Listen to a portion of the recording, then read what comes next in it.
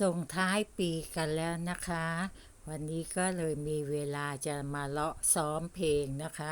มาลองซ้อมเพลงเก่าๆเหมือนเดิมค่ะ เพลงสมัยใหม่เล่นไม่เป็นนะคะ จะเล่นเพลงเก่าๆที่พอจะจำได้มาลองฟังกันค่ะ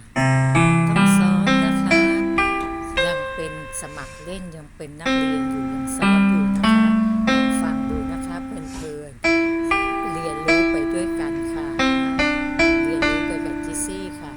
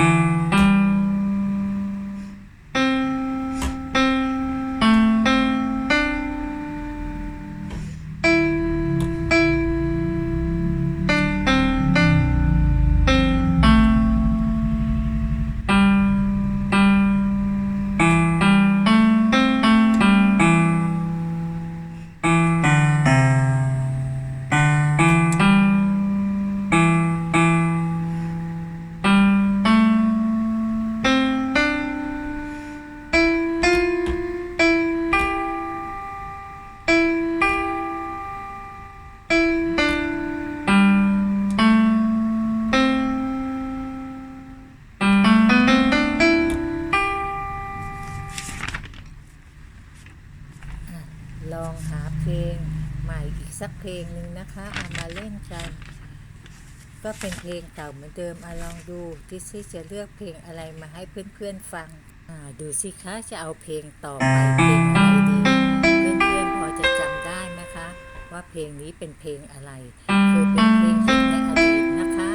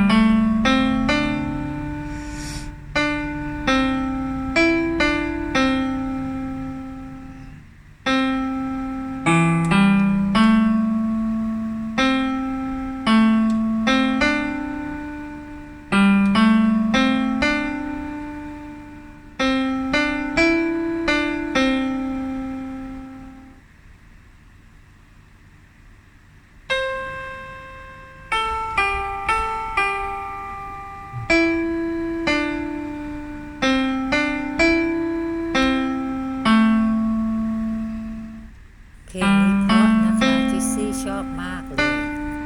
เพื่อนๆชอบหรือเปล่าคะเพลงนี้เพลงเงาไม้นะคะวันนี้ตัดเอาเท่านี้ก็แล้วกันนะคะเดี๋ยวจะยาวเกินไปและติดตามชมกันใหม่ค่ะมีความสุขกันทุกๆวันนะคะส่งท้ายปีเก่าค่ะชื่นชอบก็กดติดตามมาเป็นเพื่อนกับจิซซี่นะคะวันนี้คงลาแล้วค่ะคลิปนี้นะคะแล้วพบกันใหม่ในปี 2569-2026